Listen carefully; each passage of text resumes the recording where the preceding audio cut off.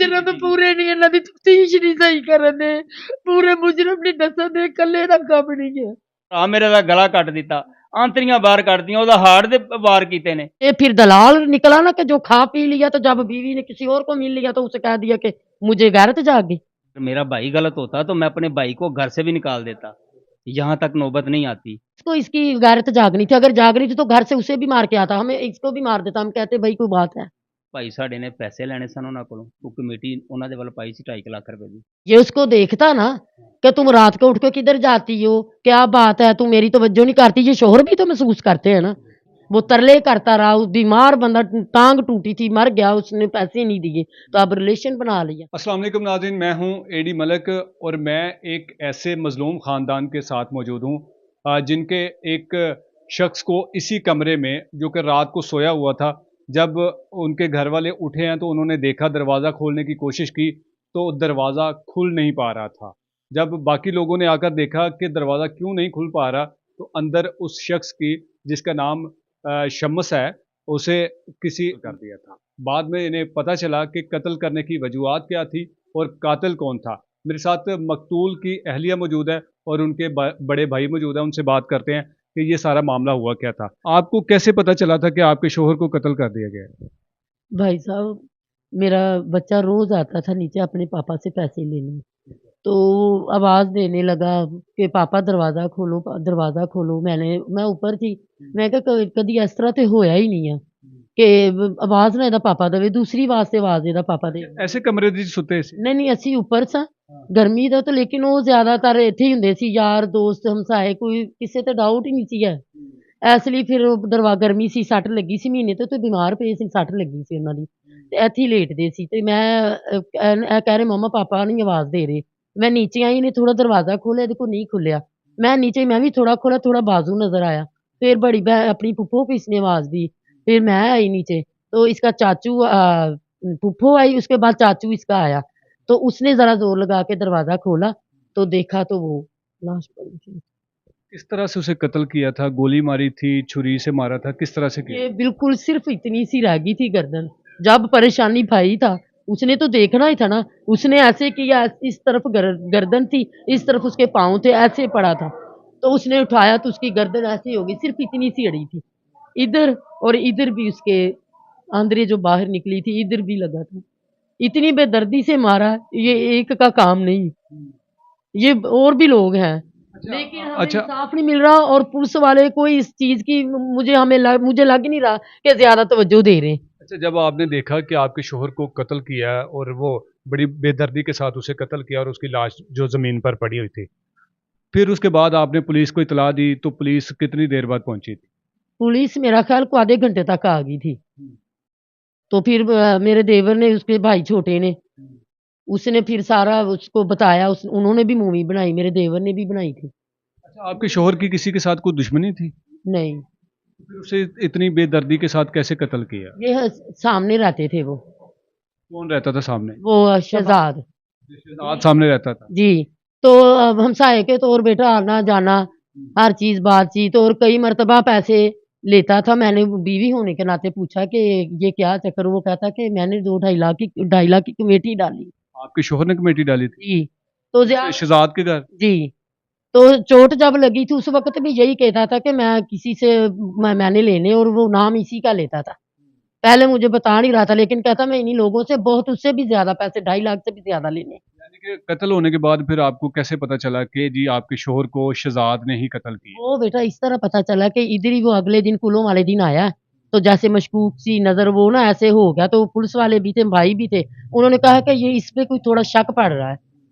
तो उन्होंने आगे होके पकड़ा तो वो अपनी भाभी के घर चले गया उधर से फिर पकड़ के लाए दूसरे दिन वो पकड़ा गया। अच्छा, मुलज़म का ये भी कहना है कि मेरी बीवी के साथ आपके शोहर के कोई नाजायज़ ताल्लुकात थे, इसमें कितनी को सदाकत है? बेटा मेरी बात सुनो अगर ताल्लुकात है तो फिर बीवी को भी मार देते 5-6 महीने तो हो गए इनको इधर से गए तो अब इसको इसकी गैरत जागनी थी अगर जाग रही थी तो घर से उसे भी मार के आता हमें इसको भी मार देता हम कहते भाई कोई बात है जो हम देखते रहे पैसे की वजह से ये सब कुछ हुआ। यानी कि आपके शोहर ने जो उनके घर कमेटी डाली हुई थी वो पैसे मांगते थे और वो हाँ। देते नहीं थे? नहीं इस वजह से उसने कत्ल किया। क्योंकि उसे चोट लगी थी, मेरे भी पेट में रसोली, हमने इलाज कमरा देखना उसी तरह प्लस्तर होने वाला है, खुद भी गिर गया, मजदूर था, मजदूरी करते आराम से अपनी बसर जिंदगी कर रहे। एक बंदा मजबूरी के तौर पे ये कर रहा है काम के चलो कमेटी डाली मुझे मिल जाएगा, चलो काम निपट जाएंगे, लेकिन बेटा जब देने की बारी आई तो इसने ये रिलेशन बना लिया। अगर ऐसी कोई बात थी फिर उस वक्त दोनों को मार देता। इतने इंतजार में सालों में कौन रिलेशन बर्दाश्त करता। ये फिर दलाल निकला ना कि जो खा पी लिया, तो जब बीवी ने किसी और को मिल लिया तो उसे कह दिया कि मुझे गैरत जाग गई, तो सकी तो इसकी भी ना फिर निकली। तो फिर ये क्यों इस तरह के इल्जाम लगा रहा है अपनी बीवी पर भी और आपके मकतूल शोहर पर भी? बस अल्लाह जानता है बेटा, फिर हमने तो ऐसी कोई बात नहीं देखी। कभी मोहल्ले में कभी किसी ने बताया हो कि आपका शोहर या उसकी बीवी के कोई इस तरह की कोई बात? मोहल्ले में एक होता है, बच्चे से झगड़ा बच्चों की वजह से हो गया, आते जाते भाभी भाभी सारे एक दूसरे को गली, ठीक है, इस तरह करके तो आना जाना था। बाहर गली में सभी रहते थे, बच्चों का झगड़ा हो गया, हमने अलामा दे दिया, उसने दे दिया, ये तो कोई ऐसी बात नहीं है। तो इस मामलात को अगर ये बना ले फिर तो पता नहीं फिर इसकी बीवी के दिल में क्या होगा। फिर ये उसको देखता ना कि तुम रात को उठ के किधर जाती हो, क्या बात है, तुम मेरी तवज्जो नहीं करती, ये शोहर भी तो महसूस करते हैं ना। तो फिर उस वक्त उसने क्यों नहीं किया।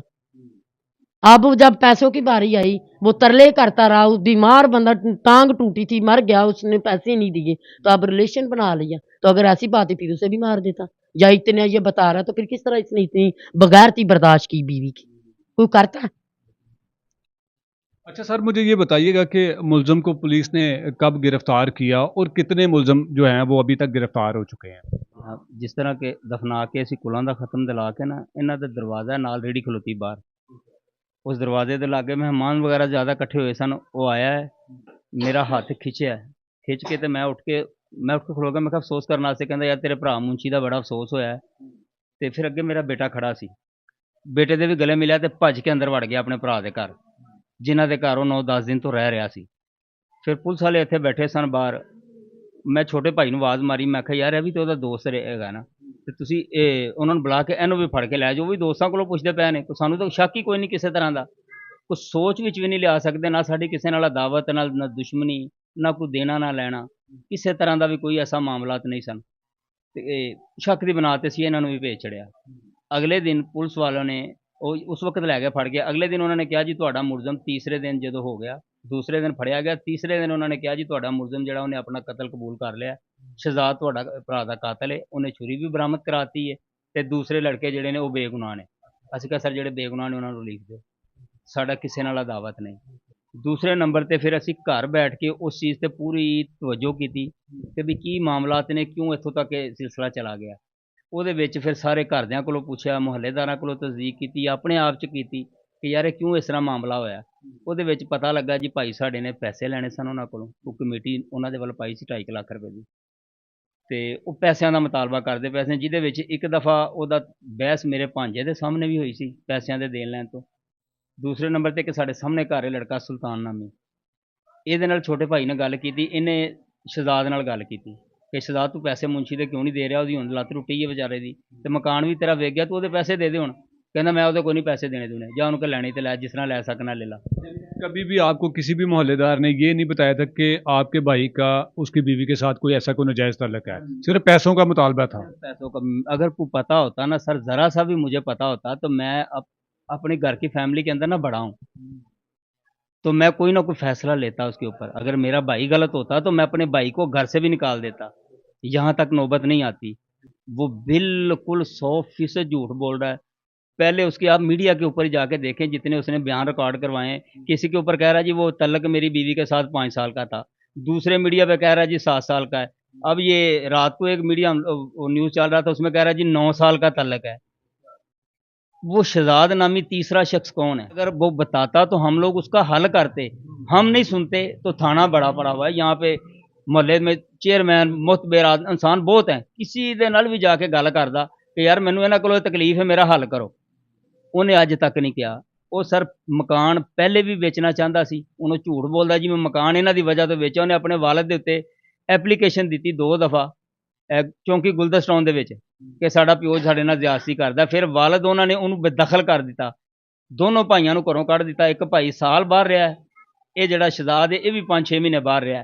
ਅਸੀਂ ਮੁਹੱਲੇਦਾਰਾਂ ਨੇ ਰਲ ਕੇ ਮਿੰਤ ਮਾਜਰਾ ਕਰਕੇ ਉਹਦੇ ਵਾਲਦ ਦਾ ਕਿ ਯਾਰ ਇਸ ਤਰ੍ਹਾਂ ਬੱਚੇ ਨੇ ਤੇਰੇ, ਉਹਨਾਂ ਦੇ ਨਿੱਕੇ ਨਿੱਕੇ ਬੱਚੇ ਨੇ, ਰੁਲਦੇ ਪਏ ਨੇ, ਉਹਨਾਂ ਨੂੰ ਘਰ ਲੈ ਆ। अच्छा सर, मुझे ये थोड़ा सा शॉर्टली बताइएगा कि आप ऑफ द रिकॉर्ड बता रहे थे कि किसी शहजाद नामी शख्स के इसकी बीवी के साथ कोई तल्लुकात है, वो शहजाद कौन है? वो शहजाद ये है कि ये यहाँ से जब गए ना, नश्तर वाली साइड पे कहीं इन्होंने मकान लिया किराए पे, तो मकान लैन ਦੇ ਵਿੱਚ ਉੱਥੇ ਕਹਿ ਰਿਹਾ ਜੀ ਮੈਂ ਆਪਣੇ ਪੈਸੇ ਸਾਰੇ, ਸਾਨੂੰ ਪੁਲਿਸ ਵਾਲਿਆਂ ਨੇ ਦੱਸਿਆ ਸਰ, ਸਾਨੂੰ ਨਹੀਂ ਸੀ ਪਤਾ। ਠੀਕ ਹੈ, ਇਹਨਾਂ ਦੀ ਤਫਤੀਸ਼ ਦੇ ਵਿੱਚ ਆਇਆ ਜੀ ਇਹ ਸ਼ਹਜ਼ਾਦ ਨਾਮੀ ਇੱਕ ਸ਼ਖਸ ਹੈਗਾ ਜੀ, ਤੁਸੀਂ ਆਪਣਾ ਜਿਹੜਾ ਇਹ ਦੇ ਰਿਹਾ ਜੇ ਨਾਲ ਉਹਦਾ ਵੀ ਰਿਕਾਰਡ ਦੇ ਵਿੱਚ ਲੈ ਕੇ ਆਓ, ਕਿਉਂਕਿ ਉਹਦੀ ਬੀਵੀ ਦੇ ਨਾਲ ਕਾਲਾਂ ਸਾਰੀਆਂ ਟਰੇਸ ਉਹਦੀ ਬੀਵੀ ਦੇ ਨਾਲ ਉਹਦੀਆਂ ਹੋ ਰਹੀਆਂ ਨੇ, ਤੁਹਾਡੇ ਭਾਈ ਦੀ ਕਾਲ ਕੋਈ ਨਹੀਂ ਹੈਗੀ। ਅਸੀਂ ਬਿਲਕੁਲ ਚੈਲੰਜ ਨਾਲ ਕਹਿੰਦੇ ਕਿ ਅਗਰ ਕੋਈ ਰਿਕਾਰਡਾਂ ਸਾਡੇ ਪੂਰਾ ਰਿਕਾਰਡ ਕੱਢ ਕੇ ਸਾਡੇ ਅੱਗੇ ਲੈ ਕੇ ਆਉਣ, ਸਾਡੇ ਭਰਾ ਦਾ ਕੋਈ ਫਾਲਟ ਹੈ ਤੇ ਸਾਨੂੰ ਵੀ ਦੱਸਣ। ਇਹ 6 ਮਾਹ ਤੋਂ ਇੱਥੇ ਨਹੀਂ ਹੈਗਾ, ਉਹ ਕਹਿ ਰਿਹਾ ਜੀ ਮੇਰੀ ਬੀਵੀ ਨੂੰ ਬਾਰ-ਬਾਰ ਕਾਲਾਂ ਕਰਦਾ ਪਿਆ, ਮੇਰੇ ਭਰਾ ਦੇ ਨੰਬਰ ਉਹਨਾਂ ਦੇ ਕੋਲ ਨੇ, ਮੋਬਾਈਲ ਉਹਨਾਂ ਦੇ ਕੋਲ ਨੇ, ਰਿਕਾਰਡ ਉਹਨਾਂ ਦੇ ਕੋਲ ਹੈ। ਉਹ ਮਜ਼ਲੂਮ ਆਦਮੀ ਕਿਸੇ ਨਾਲ ਨਾ ਜ਼ਿਆਦਤੀ ਕਰੇ, ਨਾ ਕਿਸੇ ਨੂੰ ਤੰਗ ਕਰੇ, ਨਾ ਕਿਸੇ ਨਾਲ ਗਾਲ ਗਲੋਚੀ ਕਰੇ। अगर वो दिहाड़ी कितने कोई 2000 की लग जाती तो 1000 रुपये इतने बच्चों को बह के गली च वंड देंदा सी। अच्छा, मुझे ये बताएं कि अब आप लोगों का मुतालबा क्या है? पुलिस आपके साथ कितना तावन कर रही है? क्या आपको पुलिस की अब तक की कार्रवाई पर से मुतमिन है आप? सर नहीं मुतमिन है ਅਸੀਂ ਸਰ ਜਿਨ੍ਹਾਂ ਦੇ ਨਾਂ ਲਿਖ ਕੇ ਦਿੱਤੇ ਨੇ, ਕਨਫਰਮ ਉਹਨਾਂ ਦੇ ਵਿੱਚੋਂ ਉਹਨਾਂ ਦੀ ਤਫਤੀਸ਼ ਕੀਤੀ ਜਾਵੇ। ਇਹ ਦੋਨੋਂ ਮੀਆਂ ਬੀਵੀ ਤੇ ਜਿਹੜਾ ਤੀਸਰਾ ਸ਼ਹਜ਼ਾਦ ਨਾਮੀ ਸ਼ਖਸ ਹੈ ਜਿਹਦੇ ਨਾਲ ਅਨੀਲਾ ਦੇ ਰਿਲੇਸ਼ਨ ਨੇ, ਉਹਦਾ DNA ਵੀ ਕਰਾ ਕੇ ਦੇਖਣਗੇ ਤੇ ਸਾਰੇ ਫਾਲਟ ਉਹਨਾਂ ਚੋਂ ਨਿਕਲਣਗੇ। ਮੇਰੇ ਭਰਾ ਦੇ ਉੱਤੇ ਨਜਾਇਜ਼ ਸਰਾਸਰ ਇਲਜ਼ਾਮ ਹੈ, ਸਿਰਫ ਪੈਸਿਆਂ ਦਾ ਮਸਲਾ ਸੀ। ਫਿਰ ਉਸ ਤੋਂ ਬਾਅਦ ਜਿਸ ਭਾਈ ਦੇ ਘਰ ਉਹ 10 ਦਿਨ ਤੋਂ ਰਹਿ ਰਿਹਾ, ਜਿਸ ਭਾਈ ਦੇ ਘਰੋਂ ਦੀ ਗ੍ਰਿਫਤਾਰੀ ਹੋ ਰਹੀ ਹੈ, ਉਹ ਮੁਲਜ਼ਮ ਨਹੀਂਗਾ, ਉਹਨੂੰ ਕਿਉਂ ਨਹੀਂ ਪੁਲਿਸ ਫੜਦੀ ਪਈ? ਜਦੋਂ ਅਸੀਂ ਜਾਣਦੇ ਸਾਨੂੰ CCPO ਸਾਹਿਬ, DSP ਸਾਹਿਬ ਦੇ ਪੇਸ਼ ਕਰਦੇ ਨੇ, SP ਸਾਹਿਬ ਦੇ ਪੇਸ਼ ਕਰਦੇ ਨੇ, ਸਾਡੇ ਸਾਹਮਣੇ ਲਿਆ ਕੇ ਉਹਨਾਂ ਨੂੰ ਬਿਠਾ ਦਿੰਦੇ ਨੇ, ਸਾਡੇ ਨਾਲੋਂ ਪਹਿਲੇ ਉਹਨਾਂ ਨੂੰ ਘਰ ਵੀ ਭੇਜ ਦਿੰਦੇ ਨੇ।